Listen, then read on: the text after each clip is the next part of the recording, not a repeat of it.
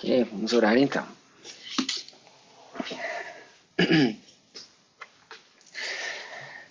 Senhor, com alegria mais uma vez que nós nos prostramos diante de Ti, reconhecendo a Tua soberania sobre a nossa vida, Teu cuidado sobre cada um de nós e agradecendo por todas as Tuas misericórdias conosco e pelas horas sagradas do sábado que são um refrigério tão grande para a nossa vida.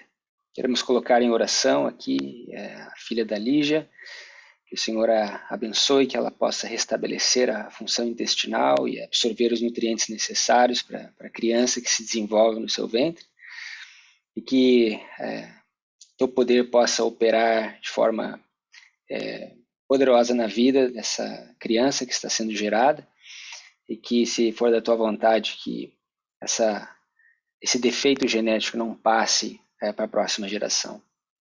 Abençoe a Lígia também, dá força a ela, a família, que o Senhor dê sabedoria para que possam saber lidar com a situação. Agora, Senhor, ao abrirmos a Tua palavra, queremos pedir a Tua unção, Teu poder, a Tua direção, possamos entender as implicações aqui contidas na história de Sansão, ao fazermos um paralelo com a nossa história. Pedimos a Tua bênção em nome de Jesus, amém.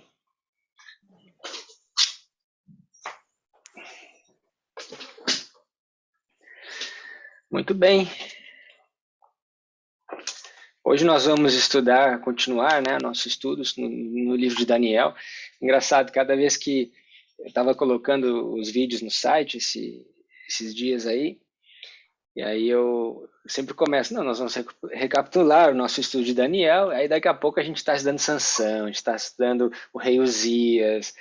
Essa é a beleza do livro de Daniel, que por isso que ele é chamado livrinho, porque ali a Bíblia inteira ela se encontra, né? É como se fosse um grande resumo para a última geração de todas as histórias proféticas, sacras que estão contidas na Bíblia. De certa forma você consegue ligar elas ao livro de Daniel, e só Deus pode fazer isso, Deus que anuncia o fim desde o princípio. Então nós vamos continuar o estudo de Daniel 11, estamos estudando a Batalha de Ráfia, mas dentro desse tópico nós estamos estudando a história de Sansão. E como que a história de Sansão ela é um paralelo da nossa história, da história da igreja de Deus nos últimos dias, do povo de Deus nos últimos dias. Lembrando que a gente chegou até a história de Sansão, porque nós vimos que a Batalha de Ráfia é chamada também a Batalha de Gaza, e Gaza era uma das cidades, talvez a maior cidade fortificada dos filisteus. Inclusive foi em Gaza que Sansão foi capturado. Foi em Gaza que ele perdeu a sua visão, foi prisioneiro, e foi em Gaza também que ele conseguiu destruir com os filisteus no último episódio da sua vida.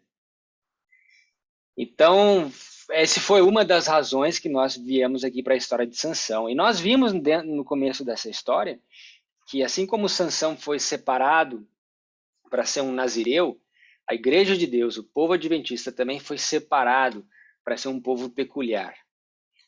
Assim como Sansão recebeu orientações sobre a reforma da saúde, seus pais, educação sobre a verdadeira educação, que deveriam ensinar a criança. Da mesma forma, o povo adventista recebeu muitas instruções referentes à educação, referentes à reforma da saúde alimentar, etc. Vimos que Sansão também ele acabou sendo um juiz, e nós conectamos isso com o povo do juízo. O povo do juízo é o povo da igreja final dessa terra, que é a igreja de Laodiceia. E nós vivemos no tempo do juízo.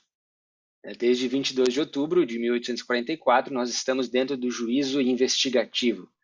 Esse tempo profético onde Cristo intercede por nós no lugar santíssimo do santuário, investigando os livros dos justos mortos, e chega um momento então que ele passa para os justos vivos. Então vivemos no tempo do juízo. Sansão ele é levantado para ser um juiz. Conectamos com as 3 mensagens angélicas, que começa né, a primeira mensagem dizendo: temei a Deus, dá-lhe glória, porque é vinda a hora do seu juízo. Né?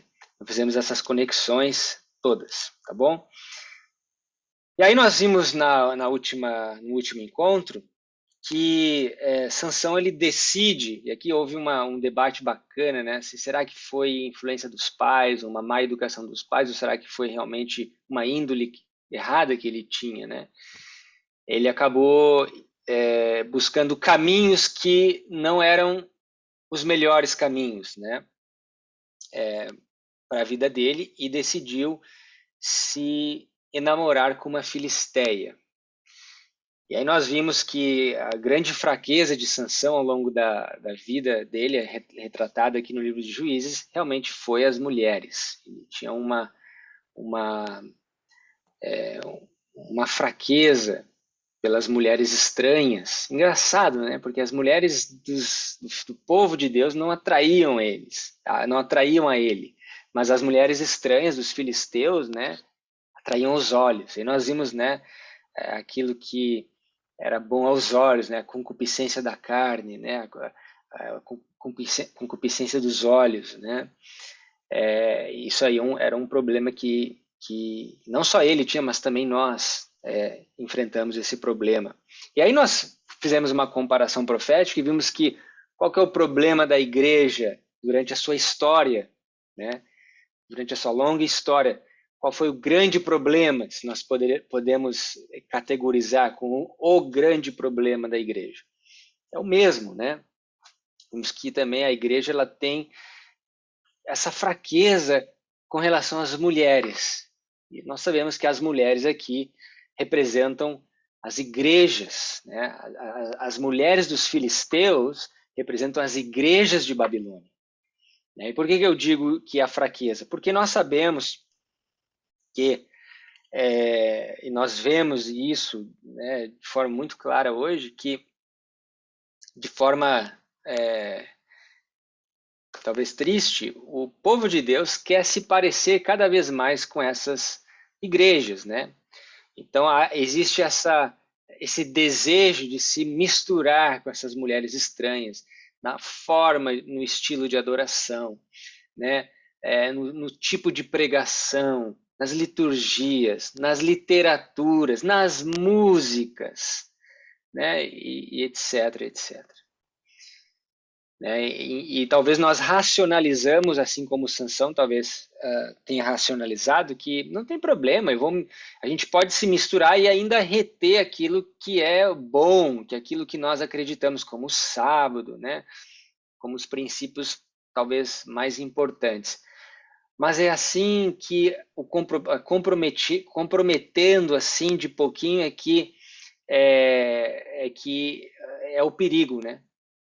A apostasia ela não ocorre de uma hora para outra. São passos lentos, né, nessa direção.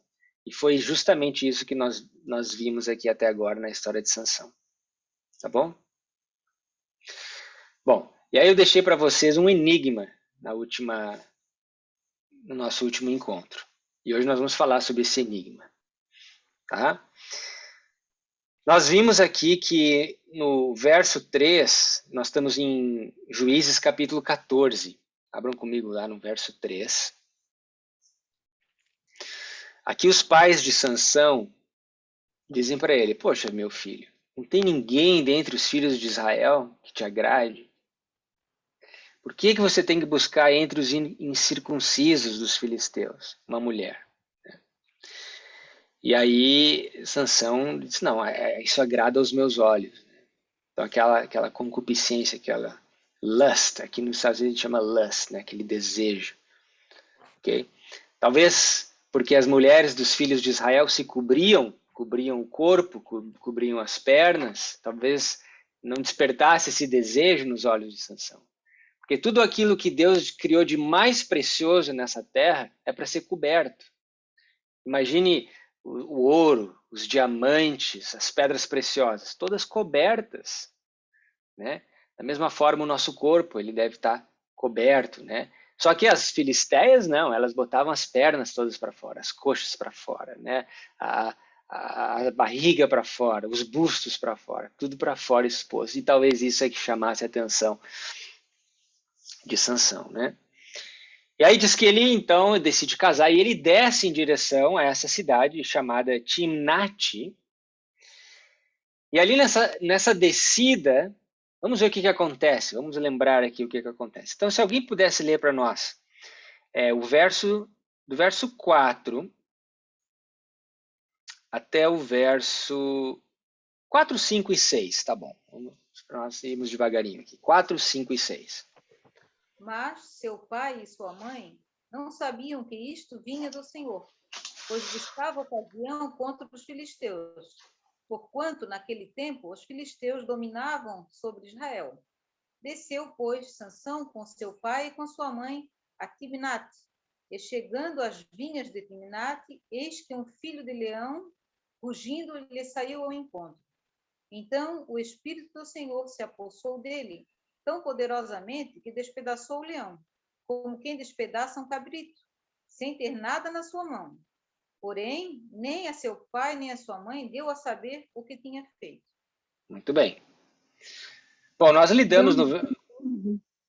Oi? Qual era o capítulo e o versículo? Capítulo 14, verso 4, 5 e 6. Tá? Nós lidamos no verso 4, semana retrasada, o que significava isso, né, de que isto vinha do Senhor. Nós falamos um pouco sobre isso, né?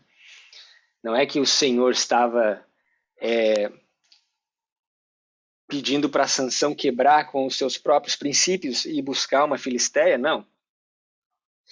Né? E nós falamos um pouco disso, né? Que Deus ele não nos induz à apostasia. Ele não nos conduz para a apostasia, mas ele muitas vezes nos conduz na apostasia. Durante a apostasia, ele não nos abandona, ele não tira o seu espírito de nós. É exatamente isso que nós vemos aqui. Porque durante o caminho, a prova que o Espírito de Deus ainda estava com Sansão é que vem esse leão novo e a Bíblia diz, o Espírito de Deus desceu sobre ele e ele rebentou aquele leão como se fosse um cabrito. Tá certo? Bom, então aqui obviamente, nós temos que tentar trazer isso para os nossos dias. Tá? E tentar entender o que essa história está representando para a igreja de Deus, se Sansão aqui simboliza a igreja. Tá certo? E aí mais no final ali, no meio ali do capítulo, nós vamos ver que dentro dessa carcaça desse leão, começa a se desenvolver uma colmeia de abelha. Né? Vamos ler então aqui, só para a gente já ler toda essa parte, do verso 7. Se alguém puder ler do verso 7 tá? Até o verso 11.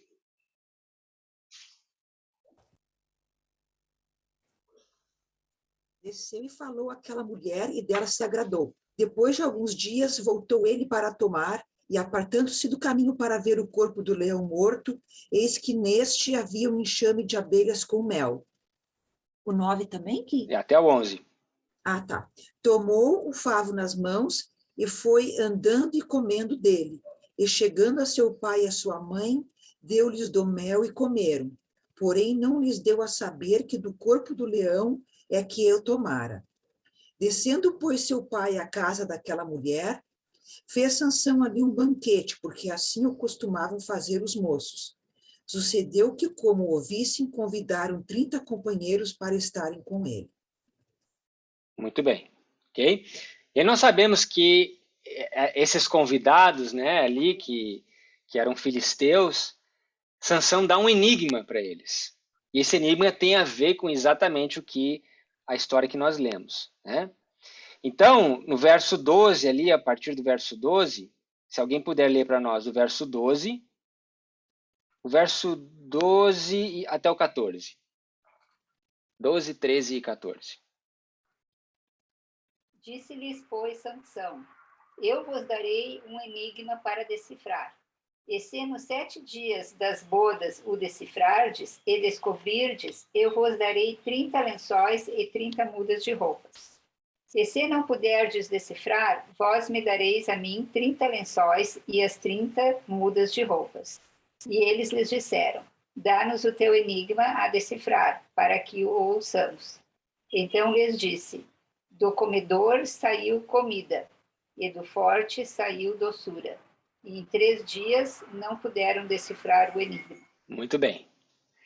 Então, esse enigma é parecido com o enigma que nós temos que decifrar hoje. Tá? Então, o enigma é esse: do comedor saiu comida e do forte saiu doçura. Nós sabemos a história que aconteceu. Os filisteus não sabiam, mas nós sabemos que quem é o comedor? O leão. O leão. E quem é a comida?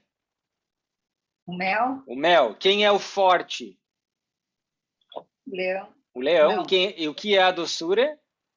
O mel. O mel. Então nós sabemos qual que é a resposta que Sansão estava buscando. Mas para nós, esse enigma é um pouco mais profundo. Tá? Para nós decifrarmos esse enigma e vermos qual que é a implicação para os nossos dias, nós temos que entender os símbolos. Tá certo? Então nós temos que começar com o leão aqui. Tá certo? Porque esse é o primeiro símbolo. O leão novo. Que leão é esse? Né? Aqui diz um filho de um leão. Né? Em inglês diz a young lion. Certo? Bom, vamos lá no livro de 1 Reis. Eu quero mostrar para vocês 2 histórias no livro de Reis. Que talvez nos ajudem a entender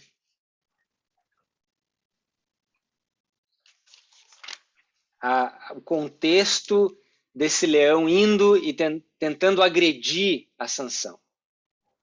Tá certo? 1 Reis, capítulo 20, verso 35 e 36. Se alguém puder ler para nós.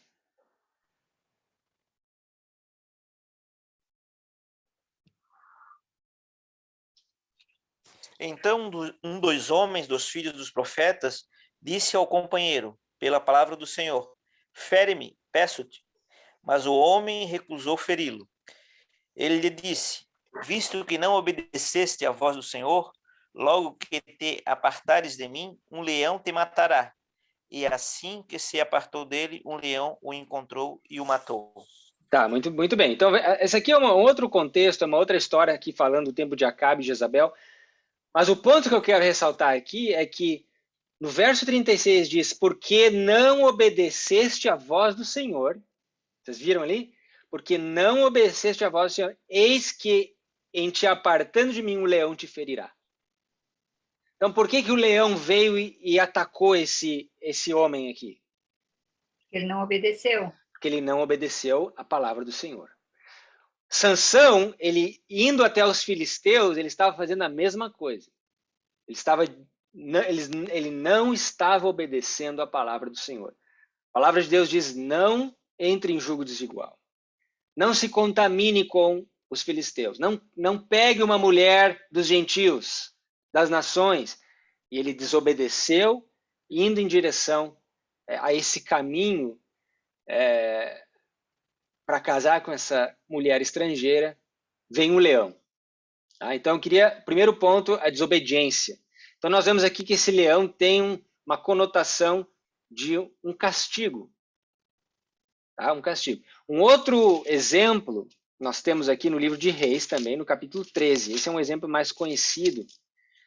Também fala de um profeta, notem, um profeta de Deus aqui, obediente a Deus. Ele vai até a Samaria, dá uma mensagem para o povo de Samaria que estava adorando os bezerros de ouro que Jeroboão tinha feito. E aí Deus diz para ele: não volte pelo mesmo caminho e não coma e nem beba nada da mesa deles. E aí ele volta e no meio do caminho acontece algo interessante. Okay? Qual é o livro? 1 Reis, capítulo 13. E nós já lemos essa história algumas vezes aqui durante os nossos encontros. Mas eu queria só ler alguns versos aqui para vocês lembrarem.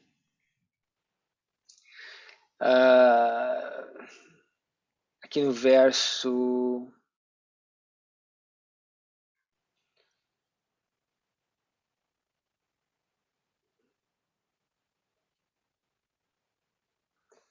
Verso 16, vamos ver aqui. 16, 17, por ali. Por uma questão de contexto, verso 14.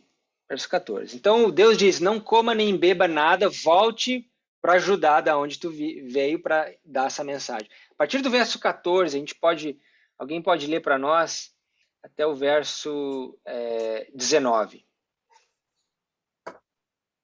E foi atrás do homem de Deus e o encontrou sentado debaixo de um carvalho e disse-lhe: És tu o homem de Deus que veio de Judá? E ele disse: Sou eu. Então lhe disse: Vem para casa comigo e come pão. E ele disse: Não posso retornar contigo, nem entrar contigo. Tampouco comerei pão ou beberei água contigo neste lugar. Porque foi-me dito pela palavra do Senhor: Tu não comerás pão, nem beberás água ali. Tampouco retornareis pelo caminho que vieste. E ele lhe disse: Eu também sou um profeta, como tu o és. E um anjo falou comigo pela palavra do Senhor, dizendo: Traze-o de volta contigo para dentro da tua casa, para que ele possa comer pão e beber água. Ele, porém, mentiu-lhe. E assim voltou com ele, e comeu pão na sua casa e bebeu água. Muito bem. Então o que nós vemos aqui? Um servo de Deus vai entregar uma mensagem até Samaria. Ele volta obedecendo o que Deus tinha dito, e no meio do caminho ele encontra um profeta, um falso profeta, que fala exatamente ao contrário. E a Bíblia diz, ele mentiu. Então, um profeta que profere falsidades, né? E ele abandonou completamente aquilo que Deus tinha dito para seguir esse falso profeta. Bom, a gente não precisa comentar muito sobre isso, né?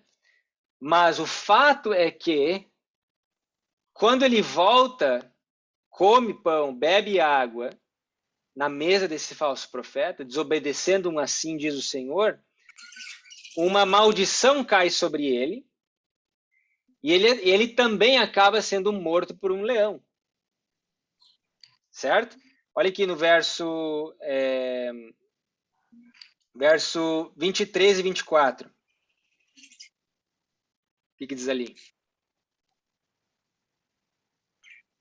E sucedeu que, depois que comeu pão e depois que bebeu, albardou ele o jumento para o profeta que fizera voltar. Este, pois, se foi, e um leão o encontrou no caminho, e o matou. E o seu cadáver ficou estendido no caminho, e o jumento estava parado junto a ele, e também o leão estava junto ao cadáver. Tá certo. Então nós sabemos que aqui o leão, obviamente, é aquele leão que ruge, pronto a devorar os filhos de Deus, é um símbolo de Satanás. Certo? Quando nós desobedecemos, assim diz o Senhor, Satanás está assim, na esquina, esperando para tentar nos devorar, como um leão. Tá? Agora, para aqueles que confiam em Deus, abram comigo no livro de Salmos 91. Qual que é a promessa lá? Salmos 91.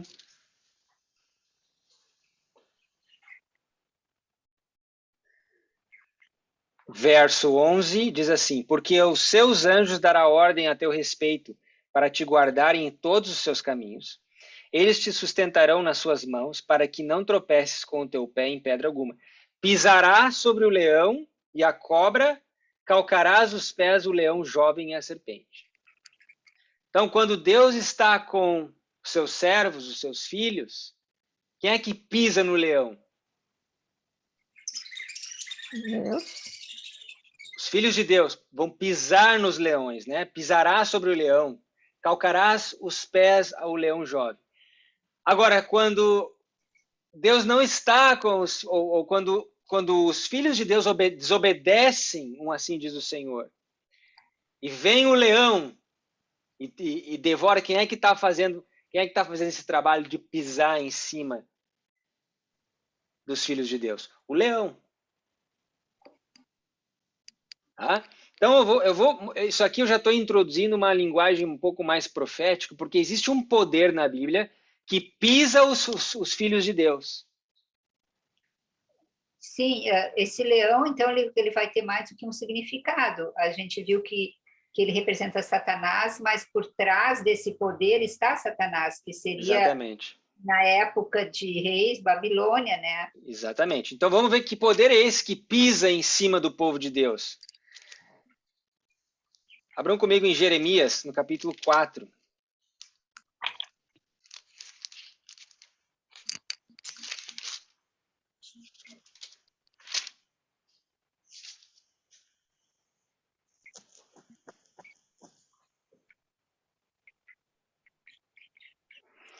Alguém lê para nós do verso 5 até o verso 7.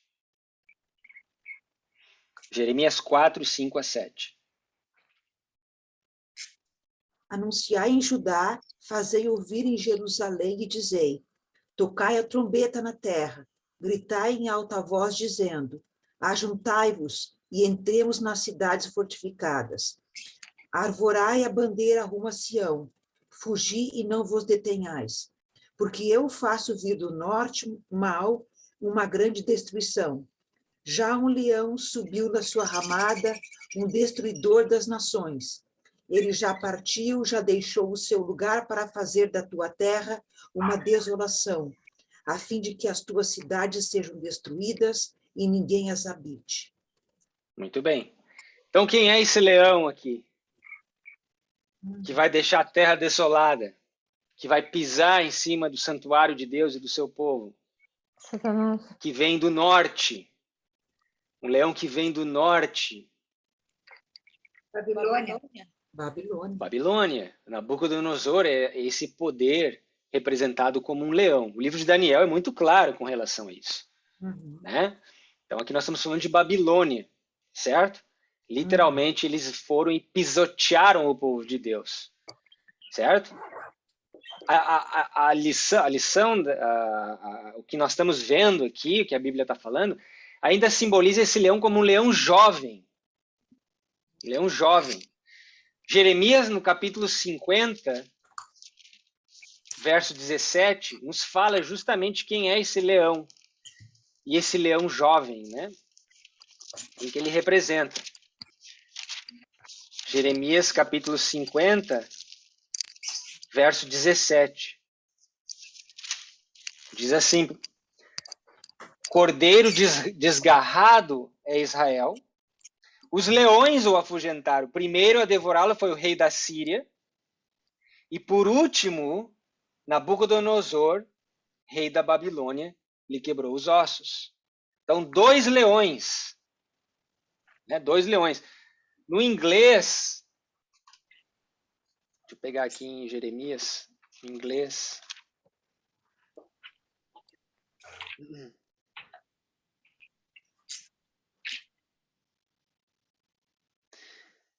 Ah, não, é no livro de Oséias, acho que é no livro de Oséias. Mas aqui nós temos dois leões, a Síria e a Babilônia. No livro de Oséias, ele fala sobre o leão jovem e o leão velho. Abram comigo em Oséias, capítulo 4. Capítulo 5, na verdade.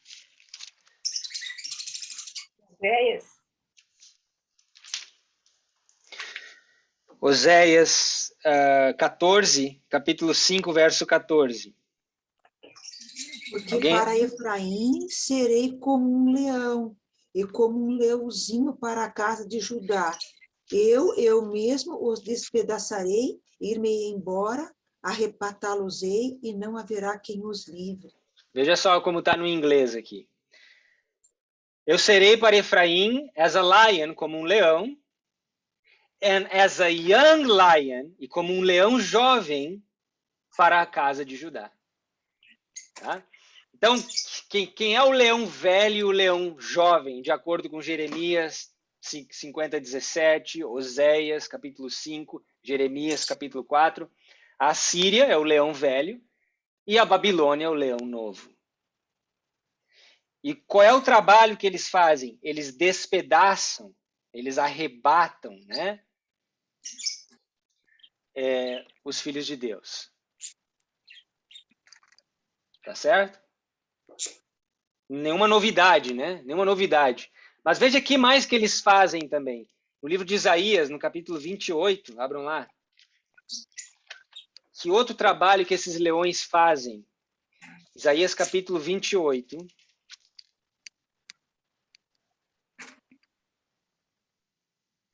Alguém pode ler para nós o verso 1 até o verso 3.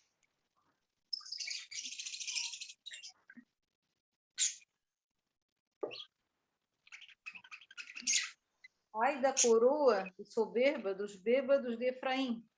Os glorioso ornamento é como a flor que cai, que está sobre a cabeça do fértil vale dos vencidos do vinho. Eis que o Senhor tem um forte e poderoso, como Eis que o Senhor tem um forte e poderoso, como tempestade de Saraiva, tormenta destruidora, e como tempestade de impetuosas águas que transbordam ele, com a mão, derrubará por terra, que eu tenho um papelzinho colado aqui, tampou o M. A coroa de soberbos dos bêbados de Efraim será pisada aos pés. É até o 3? Até o 3, é. Então, que poder é esse aqui que é descrito como uma tempestade, uma tormenta, né? Um tufão, uma saraiva, uma enchente que transborda? Que poder é esse? São elementos que a gente já estudou.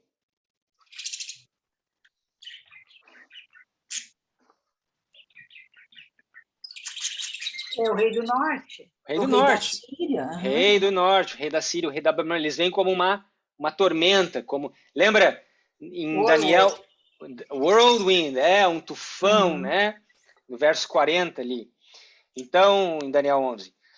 Então, esse é o rei do norte. São esses leões que vêm fazer esse trabalho de destruição. Tá? Tem um passarinho aí cantando músicas lindas. Ai, meu Deus. E no verso 3, o que eles fazem ao povo de Deus? Além de despedaçar, além de tirar os pedaços, o que eles fazem aqui? Eles pisam. Tá? Eles pisam. Então, lembra Salmos 91? Deus vai nos proteger, nos dará poder para pisar os leões. Porém, quando o Espírito de Deus é tirado do seu povo, quem é que faz o trabalho de pisar aqui? São os leões. São esse poder, a Babilônia, a Síria. Nós vamos ver que existe mais um poder conectado a esses leões. E aqui nesses versos tem uma coisa interessante. No verso 1 diz que eles são vencidos pelo vinho. Exato. E no verso 3 relata que eles são bêbados. Exato. Ou seja, aqui há a conexão entre o vinho e as falsas doutrinas da prostituta de Apocalipse. Perfeito. E não só isso, mas Sansão, ele era um nazireu, ele não podia beber o quê? E ele foi morar onde? No Vale dos Vinhedos. Ele foi em direção à tentação. Né? E ele acabou se embriagando várias e várias vezes. Né? Então aqui, obviamente, quem são esses que usam coroas, né? que a soberba, né? Que é um símbolo da soberba desses que usam coroas, que estão em Efraim. Efraim era a capital da Samaria. Desculpa, Samaria era a capital de Efraim. É os líderes, né? Então aqui nós estamos falando da liderança aqui do povo de Israel, que está completamente embriagada com o vinho dos filisteus ou com o vinho de Babilônia. Muito bem, muito bem ressaltado aqui. Tá certo? E aí você continua lendo o capítulo, diz que a mesa deles está cheia de vômito, não há nenhum lugar limpo. Descrição terrível, né? Da nossa condição nos últimos dias, como povo de Deus. Tá certo? Tá? Então, olha só, no livro de Lamentações, Jeremias ele acabou vendo isso com seus próprios olhos. Abram lá em Lamentações, capítulo 1.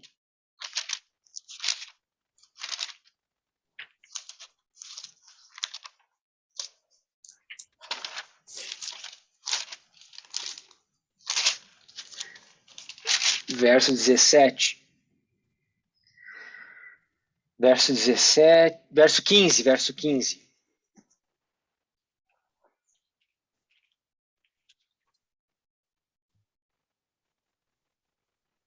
que O diz lá? Senhor dispersou... Perdão. Posso? O Pode. Senhor dispersou todos os valentes que estavam comigo. Apregou contra mim um ajuntamento, para esmagar os meus jovens. O Senhor pisou como num lagar a virgem filha de Judá. Então, de que forma que o Senhor pisou a virgem filha de Judá? Quem que ele usou para fazer esse trabalho de pisotear? Rei do Norte. Babilônia, né? Babilônia, né? Por isso que em Jeremias capítulo 25, Deus chama Nabucodonosor o quê? O meu servo. Servo. Meu servo. Tá certo? Muito bem. Bom, agora, vamos lá no livro de Daniel, porque tudo isso que a gente falou nos leva ao fundamento e pilar central da nossa fé, que é Daniel Gui, 8,14.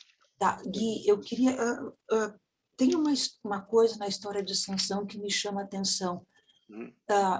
Quando ele foi cegado, né, quando ele ficou cego para as coisas do mundo, foi aí que ele abriu os olhos para as coisas espirituais. Perfeito. Né? Então, é exatamente isso, eu acho que acontece com a igreja hoje. Uhum. Para que eu possa enxergar as verdades espirituais, eu tenho que me cegar para o mundo. Uhum. Exatamente. Perfeito. Vamos chegar lá. Bom, aqui em Daniel 8,14, nós sabemos que esse é o pilar central e fundamento da fé adventista. Até 2.300 tardes e manhãs o santuário será purificado. Só que para nós entendermos esse verso, nós temos que entender o verso 13, certo? E o verso 13 diz assim: depois ouvi um santo que falava e disse outro santo àquele que falava: até quando durará a visão do contínuo e da transgressão assoladora, para que sejam entregues o santuário e o exército a fim de serem o quê? Pisados. Notem a palavra pisados. Então aqui o santuário e o exército, o povo de Deus, seria pisoteado, pisado por quem? Roma papal. Roma papal é um dos poderes aqui. A transgressão assoladora. Roma pagã também. Roma pagã. Tá? Só Roma pagã? E papal. Papalismo. Só o papalismo? Não, desde a Síria, não é? Desde a Síria. E como é que a gente chama esse poder desde a Síria até a Roma pagã? O contínuo. O contínuo, muito bem. Então aqui nós temos dois poderes desoladores que pisoteiam o povo de Deus. O contínuo, que é o paganismo, desde a Síria até a Roma pagã, que pisoteou o povo de Deus por 1.260 anos. E aí o papado ascende ao poder em 538 e faz esse trabalho de pisotear de novo por quanto tempo? 1.260 anos. Então, os dois poderes desoladores, pisoteiam o povo de Deus pelo mesmo tempo, 1.260 anos. Isso começa lá em 723, com a queda de Israel, né, de Samaria, no norte, o rei da Síria, e se estende até 1798, quando o papado recebe a sua ferida mortal. Tá certo?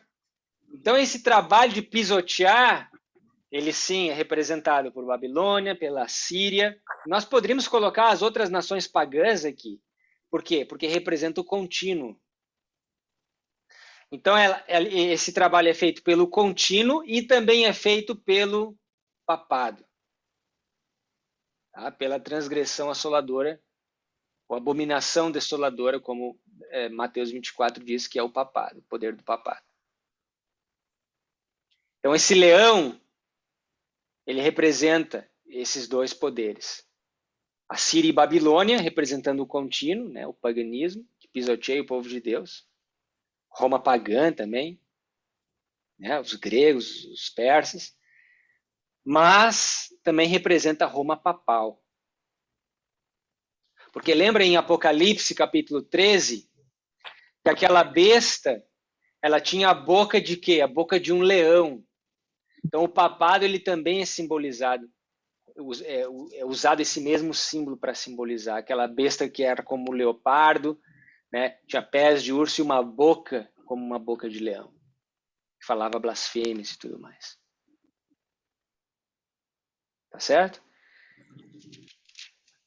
Na verdade, no próprio capítulo 7 de Daniel, no verso 23, notem, Daniel 7, 23. O quarto animal será o quarto reino da terra, Roma pagã, né? Qual será diferente de todos os reis. E também Roma papal está incluída nesse quarto animal. Devorará toda a terra e a pisará aos pés. Está vendo aqui? Pisará aos pés e a fará em pedaços. Certo? Bom, então acho que já foi subsídio suficiente para nós entendermos que esse leão que vem ao encontro de Sansão, ele simboliza o contínuo, Babilônia, Assíria, simboliza Roma, no seu estado pagão e papal, que vem e pisoteiam o povo de Deus e o seu santuário por um determinado tempo. Tá? Então, quando ele vem atrás de Sansão, se Sansão representa a igreja, esse leão representa um poder que ele é contra a igreja. É um poder que quer destruir a igreja. E no nosso tempo, Roma pagã não existe, Babilônia não existe, mas existe quem? Babilônia moderna. Papado moderno, né? Roma moderna ainda existe. Então, esse leão representa Babilônia nos últimos dias, né? Aquela prostituta, aquela meretriz que está sentada sobre uma besta, que tem um copo cheio do sangue dos santos, né? Que está embriagada e que dá o vinho a beber para os reis da terra. Né? Aquele poder, então, representado pelo leão. Gui, aqui é interessante, né? Porque aqui na história de Sansão, em Juízes 14, no verso 5 diz que ele desceu, né? No verso 7 diz que ele desceu, e no 8 diz que ele se apartou do caminho. O que ele esperava encontrar? Uhum. Exatamente. Nós vamos chegar aí. Muito interessante. Bom, então o primeiro símbolo do enigma já está identificado. Quem que é o comedor? Quem que é o forte? Babilônia moderna. Meretriz de Apocalipse 17. Papado. Roma papal. Como você achar melhor identificar esse símbolo para nós hoje? O segundo símbolo é o mel. Tá certo?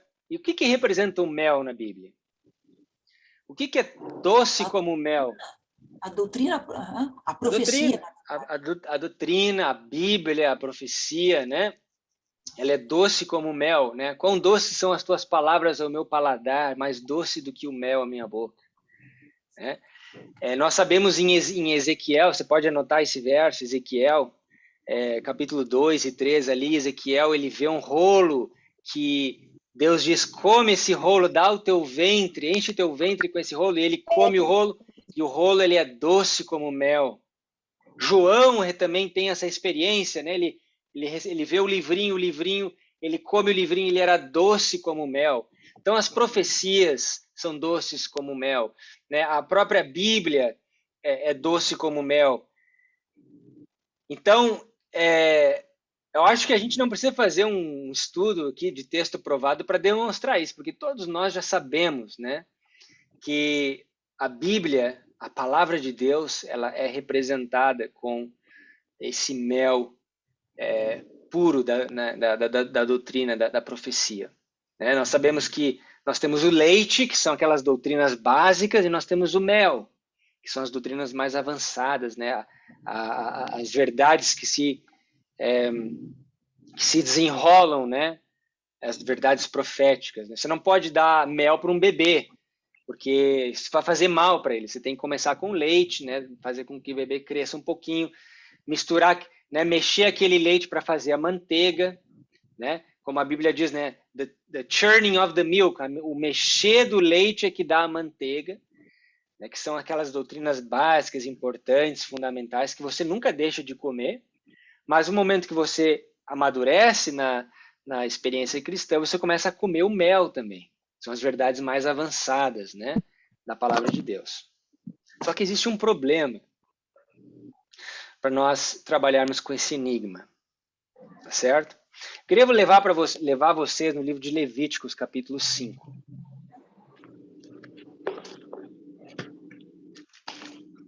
Levíticos, capítulo 5. E aqui eu vou mostrar para vocês duas coisas. Talvez a gente possa demonstrar de uma vez por todas que o problema de Sansão não era uma educação, uma má educação dos pais, mas sim uma questão de índole. Vocês vão ver o porquê. E o segundo é nós tentarmos desvendar esse enigma que cresce mel de dentro de um leão ou de dentro de Babilônia. Como que pode isso, né? Olha só no capítulo 5 de Levíticos, no verso 1, o que diz? E quando alguma pessoa pecar, ouvindo uma voz de blasfêmia, de que for testemunha, seja porque viu ou porque soube, se o não denunciar, então levará a sua iniquidade. Ou quando alguma pessoa tocar em alguma coisa imunda, seja corpo morto de fera imunda, seja corpo morto de animal imundo, seja corpo morto de réptil imundo, ainda que não soubesse, contudo será ele imundo e culpado. O que nós vemos aqui? Para mim é interessante porque o texto, ele propositalmente omite isso dos pais. Porque diz ali, ó, no verso 9, lá de Juízes, porém não lhes deu a saber. E no 6 a mesma coisa. Todavia nem seu pai nem a sua mãe deu a saber o que fizera. Por que não deu a saber? Ele matou o leão, e depois ele não disse que ele achou o mel junto do cadáver do leão e deu para os pais para comer. Exatamente. Por que ele não disse? Porque o pai ia recriminar, eles não iam comer. Exato, porque os pais não iam comer, porque ele era um nazireu, eles não podiam nem tocar num cadáver, quanto mais comer algo que cresceu dentro do cadáver. Exatamente. Por isso que Sansão não disse nada. Isso mostra, de uma vez por todas, que era a má índole dele, que não era uma questão da educação dos pais, como nós discutimos da outra vez, lembra? Ele omitiu, ele escondeu essa informação muito importante dos pais, porque ele sabia que ele estava transgredindo um mandamento. Que, inclusive, depois, ali, quando a mulher dele quer saber qual é o enigma, ele diz no verso 16, nem a meu pai, nem a minha mãe eu declararei, e tu declararia a ti? Exato. Ou seja, ele sabia que ele não tinha dito, ele sabia que ele tinha omitido essa informação dos pais. Sabia. Agora, notem aqui o enigma se encaixando, né? A resposta aparecendo. Aqui nós estamos falando de um favo de mel que cresceu dentro de um cadáver de um leão, algo imundo que o nazireu jamais poderia ter comido, que um judeu jamais poderia ter comido, e ele come esse mel. E ele omite isso dos pais, ele dá aos pais, e os pais, sem saber, comem também. Por quê? Não souberam a origem desse mel.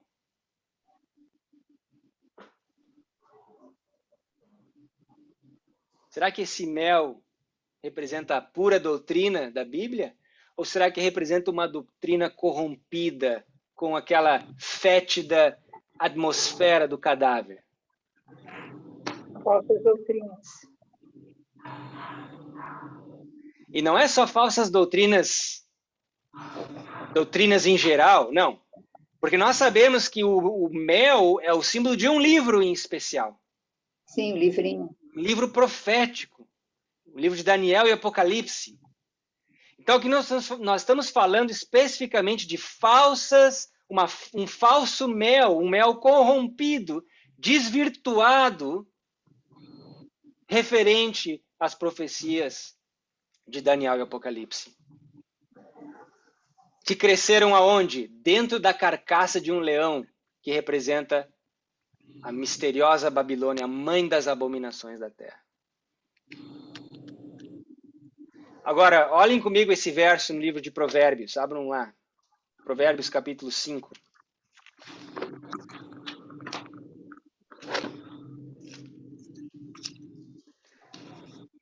Provérbios capítulo 5, verso 1. Presta atenção aqui. Provérbios 5, verso 1. Filho meu, atende à minha sabedoria, à minha inteligência, inclina o teu ouvido, para que guardes os meus conselhos e os teus lábios observem o conhecimento. Porque os lábios da mulher estranha destilam o quê? Favos de mel, e o seu paladar é mais suave do que o azeite, mas o seu fim é amargoso como o absinto, agudo como a espada de 2 gumes. Os seus pés descem para a morte, e os seus passos estão impregnados do inferno. Para que não ponderes os caminhos da vida, e as suas andanças são errantes, jamais os conhecerás. Agora, pois, filhos, dai-me ouvidos, e eu não vos desvieis das palavras. E não vos desvieis das palavras da minha boca.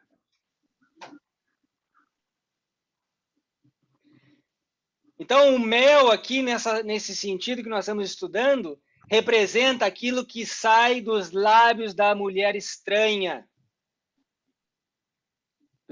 a mulher dos filisteus, Babilônia misteriosa, destilam como favo de mel. O seu paladar é mais suave do que o azeite, mas o fim é amargoso como o absinto, e os seus passos estão impregnados do inferno. Descem em direção ao inferno. Sansão descia aquela estrada em direção a essa mulher.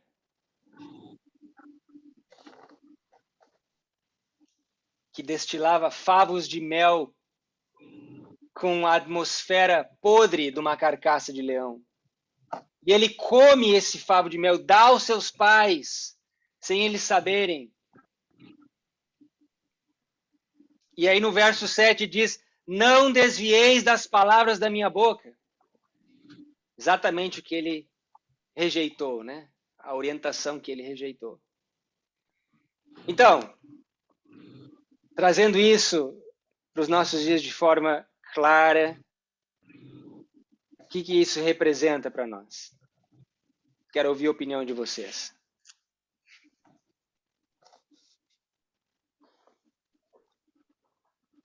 O que vocês enxergam aqui? Eu vejo esse mel, então, como a gente viu, ele foi contaminado com falsas interpretações da profecia de Daniel e de Apocalipse.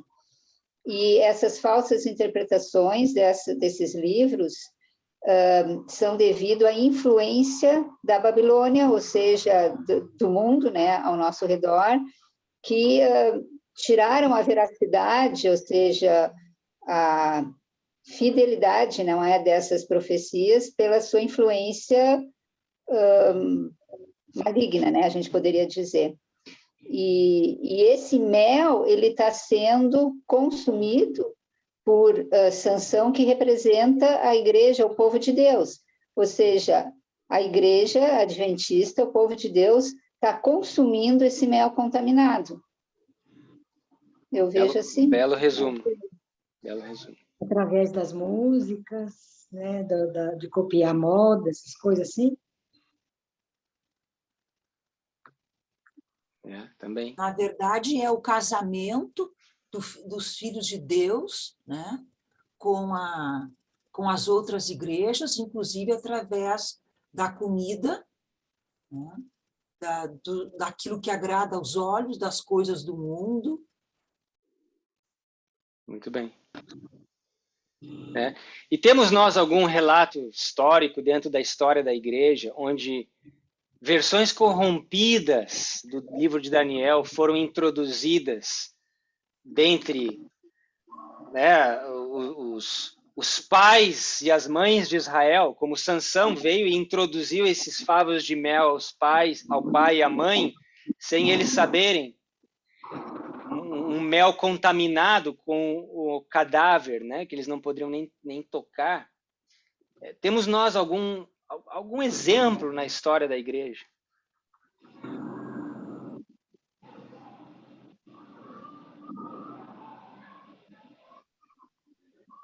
Sim.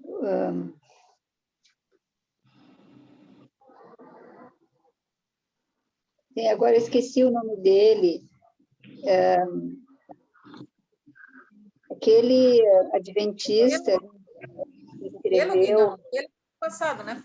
Como? O Kellogg. Kellogg. John Harvey Kellogg. Bom, John Harvey Kellogg, ele realmente teve as suas heresias, né? Mas pontualmente ele não atacou nenhum princípio diretamente no livro de Daniel, apesar de ter atacado outros princípios muito importantes também. Mas se você vai buscar na história da igreja, nós mencionamos um exemplo aqui, o contínuo. Contínuo, para mim, é o exemplo clássico de um entendimento que os milleritas e Ellen White, os pioneiros, tiveram, tá? Que serviu como fundamento e base para a doutrina adventista. E que esse conceito ele foi virado de cabeça para baixo, completamente. O contínuo sendo um poder satânico, um poder maligno, representando o paganismo. Ele é virado e agora ele é interpretado como se fosse o serviço de Cristo no santuário celestial. Infelizmente, muitos ainda seguram ou acreditam nessa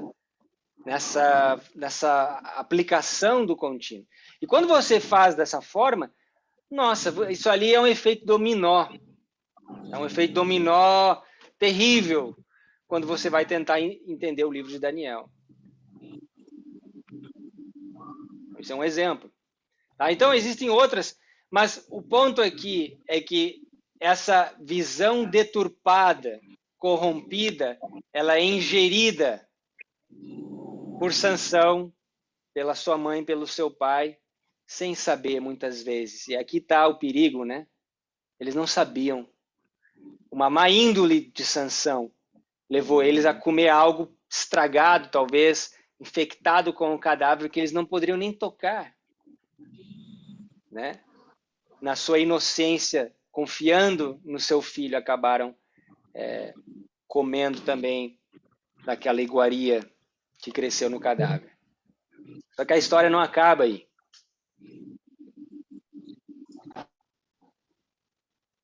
Eu tive que botar a tia Eva no mudo porque estava um barulhão muito grande. Botei no mudo. Tá bom. Depois pode tirar para se quiser falar alguma coisa. Tem mais uma coisa que eu queria mostrar para vocês antes da gente encerrar. Se você voltar lá no livro de Juízes, você vai ver que Sansão ele faz uma proposta. Né? E para aqueles que adivinhassem o enigma, ele daria 30 peças de roupa nova. Eu me lembro de alguém na Bíblia também que trocou a verdade, que trocou a santidade, que trocou aquilo que era verdadeiro por 30 moedas de prata também. E todos nós sabemos quem é essa pessoa, né? Abram lá comigo no livro de Zacarias, capítulo 11.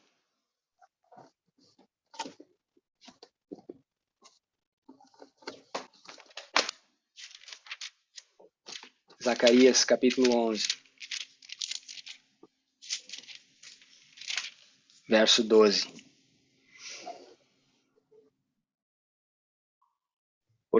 Porque eu lhes disse, se parece bem aos vossos olhos, dai-me o meu salário, e se não, deixai-o, e passaram o meu salário, 30 moedas de prata. E aí você pode anotar Mateus 26:15, essa profecia se cumpre na história de Judas.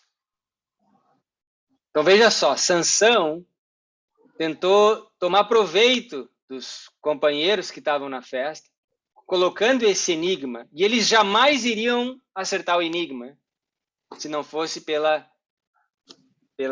noiva dele ter... Eles ameaçaram a noiva dele e ela acabou falando, né? Incomodou Sansão aqueles 7 dias e ele acabou falando para ela. Então, alguém aqui também que trocou, né, a verdade por 30 peças de roupa nova. Mesma forma que Judas fez. Bom, existe um texto que é um texto bem pesado, mas está em Spalding and Megan Collection, primeiro capítulo, se eu não me engano, na página 5. E parafraseando, diz assim: os adventistas nominais serão como Judas e entregarão o povo de Deus às autoridades católicas. Então, os adventistas nominais, aqueles que só têm um nome, só professam ser adventistas, mas não vivem a mensagem adventista, não sabem o que é o adventismo, não colocam em prática os ensinamentos, são simplesmente nominais. Vão acabar exercendo esse papel que Judas exerceu. Esse papel que nós vemos Sansão exercendo aqui, nesse episódio da vida dele. Que a gente não seja parte desse grupo, né? Que a gente não venda a verdade, comprometa a verdade pelas 30 moedas ou 30 peças de roupas, ou o que for, né? Possamos ser fiéis e fiéis até o fim. Certo? Semana que vem. Mas tem uma outra coisinha aqui que eu acho bem interessante. Sim. Ele foi traído pela esposa, porque ele contou para ela, de tanto que ela incomodou, ele acabou contando, ele foi traído por ela. Tá? E depois, mais tarde, ele foi traído por Dalila também. Tá?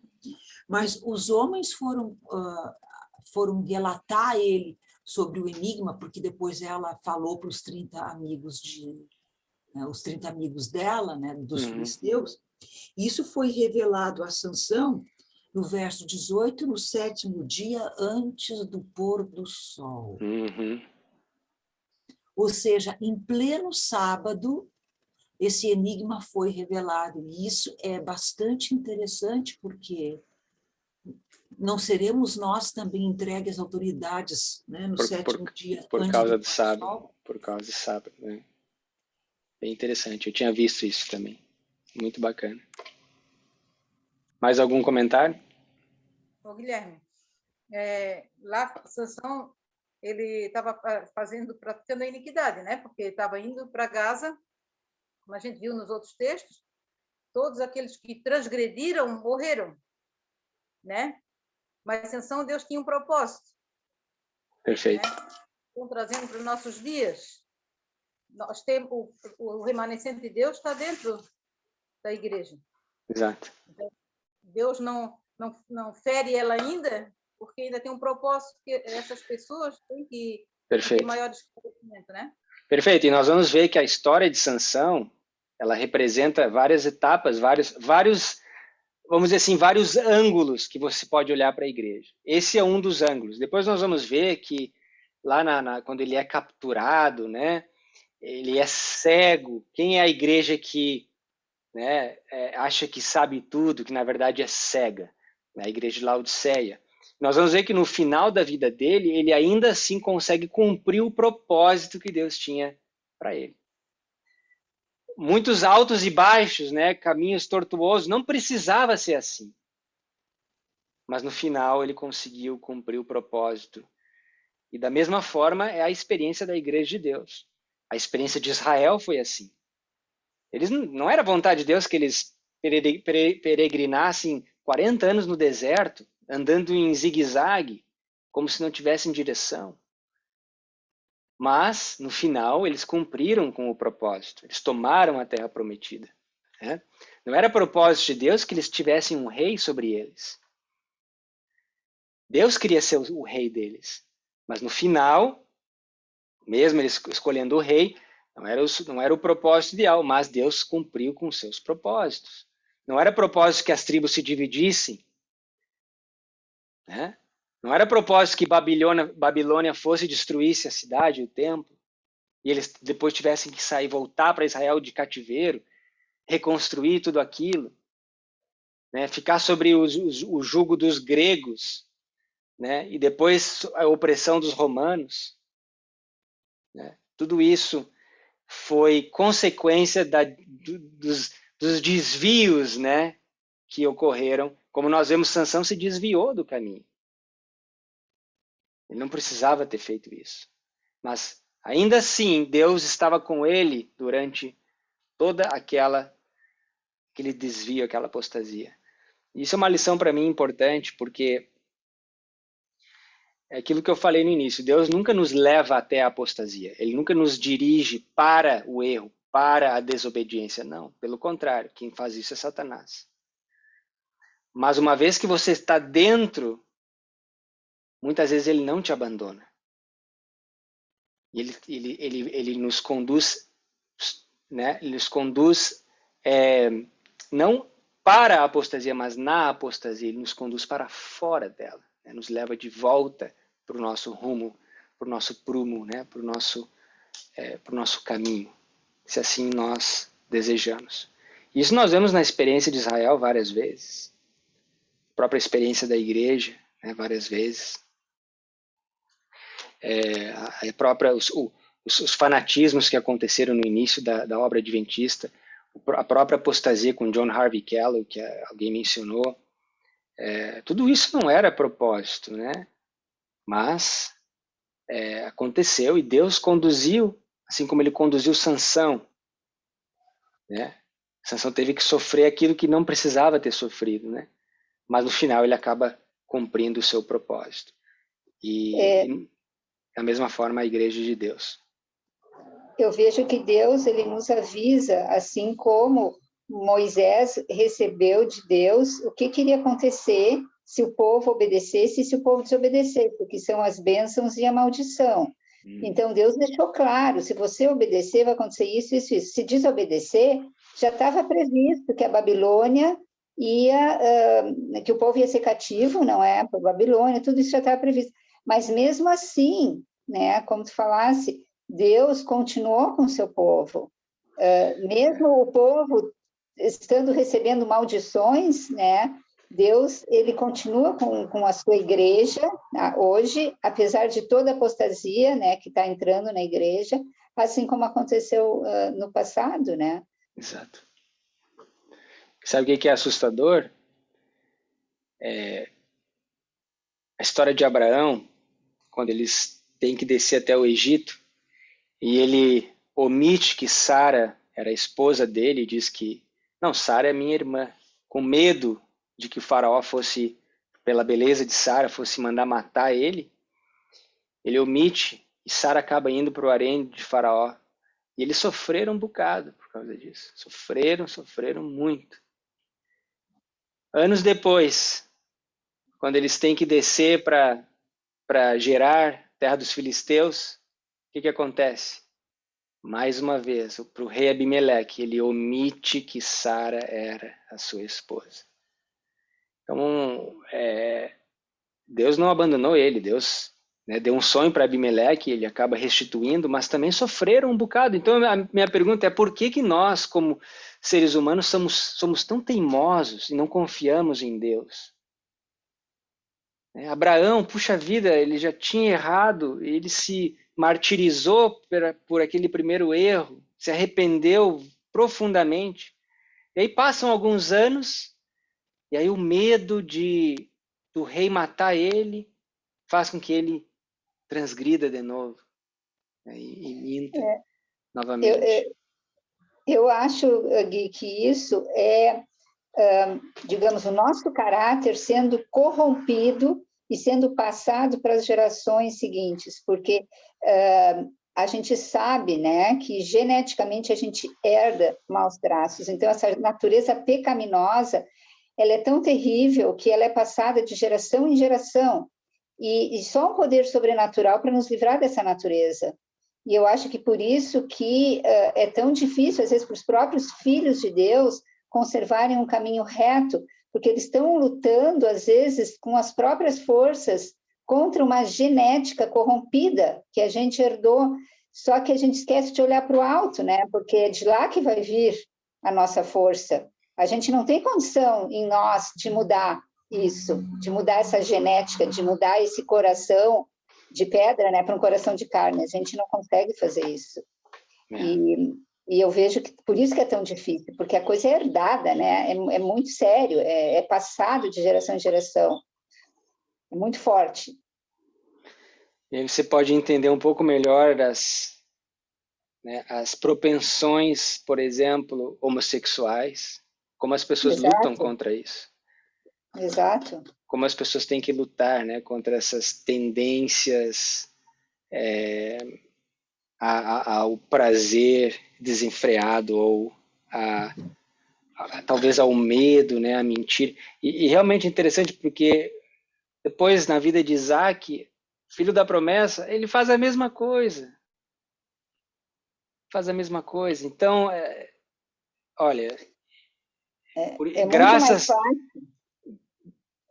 Não, eu ia dizer, é muito mais fácil você racionalizar o pecado como está sendo feito hoje, de dizer assim, não tem nada de errado, é apenas uma questão de opção sexual. A Bíblia não é acepção de pessoas no sentido assim, ó, ela não vai condenar o homossexual.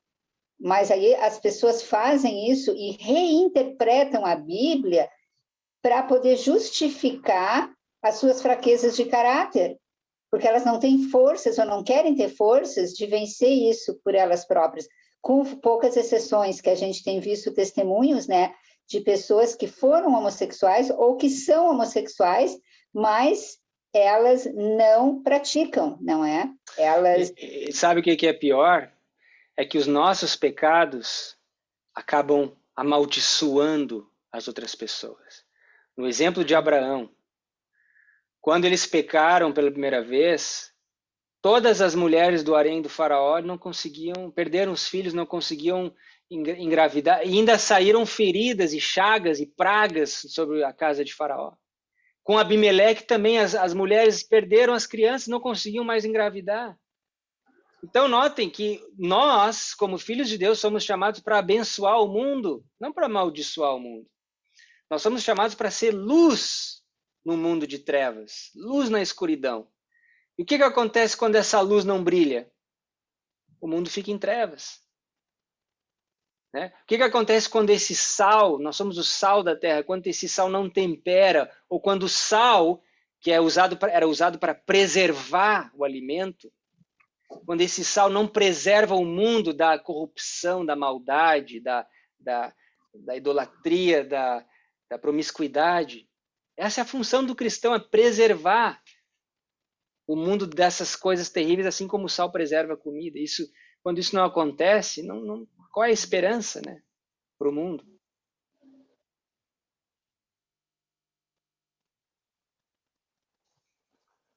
Então, que a gente possa cumprir com o nosso papel, com o nosso propósito e ser realmente o verdadeiro sal da terra, a verdadeira luz do mundo, né? Não, que a gente não precise andar em caminhos tortos como Sansão fez e no final cumprir o propósito. Não, que a gente possa andar no caminho do justo que brilha mais e mais até esse dia perfeito, na vereda reta, né? Naquele caminho que conduz até a Jerusalém espiritual e assim cumprir também com os propósitos de Deus. É por isso que nós estamos aqui estudando nessa tarde. Mais algum comentário?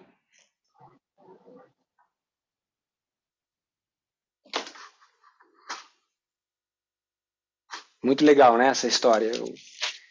Uma das histórias mais favoritas que eu tinha na infância, jamais imaginei que teria uma conotação para os últimos dias tão grande, né, tão forte, como nós temos identificado. Então, tudo isso, toda essa experiência que a gente está vendo da igreja, ela, de certa forma, está conectada ao evento que nós estamos tentando entender em Daniel 11, verso 11, que é a Batalha de Ráfia.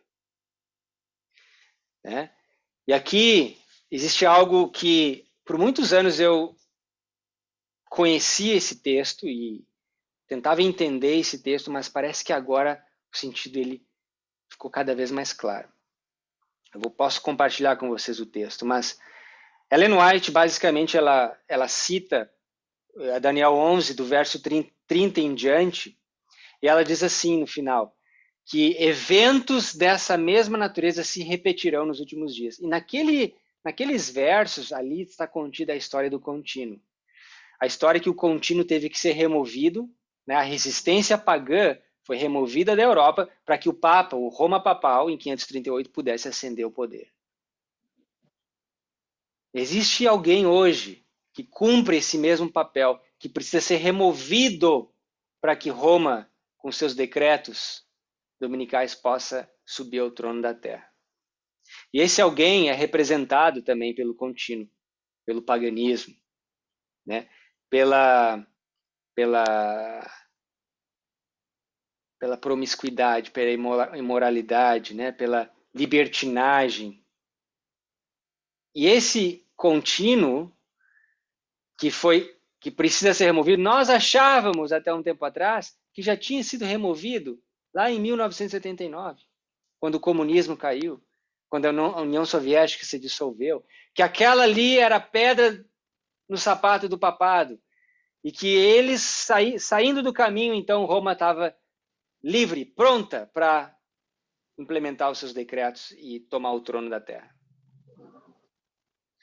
Mas me parece que ainda existe uma resistência pagã, ainda existe um poder que precisa ser lidado antes, como nós temos visto, e a Rússia. Então, a história do contínuo, ela se torna verdade presente para o nosso tempo. Por isso que tantas vezes Ellen White diz que para eles não agitarem essa questão do contínuo, porque existia muita conversa no passado quando o próprio filho dela e outros teólogos queriam mudar o sentido do contínuo e queriam reescrever os livros dela.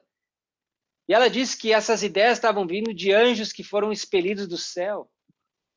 Isso aí tinha que ser deixado de lado, que não era um ponto importante naquele momento. E ela dizia, naquele momento, aquilo ali tinha que ser deixado de lado. Só que no nosso momento, me parece que isso ganha uma relevância muito grande. Hoje a maioria dos adventistas estão focados no decreto dominical e no negócio do aquecimento global e da agenda do Papa e tudo, e não percebem que ainda existe um evento importante na agenda que está impedindo que... Porque veja bem, olha, faz muitos anos já que o Papa está tentando implementar os seus decretos. Muitos anos. Muitos anos. Lá no século XIX já havia algo quase pronto para o Congresso americano aprovar. E depois de então haviam blue laws, leis dominicais aqui nos Estados Unidos inteiro. As pessoas eram inclusive perseguidas por causa das blue laws, ou dos decretos dominicais. Então não é de hoje que ele está tentando colocar isso em prática. E aí você não se pergunta, por que ele não conseguiu até agora? Obviamente, Deus está retendo isso, né, segurando os ventos para que não soprem até que os seus filhos sejam selados. Mas existe um poder profético que impede Roma de ascender ao trono. Paulo falou sobre isso no livro de Timóteo, né? Ou Tessalonicenses, desculpa.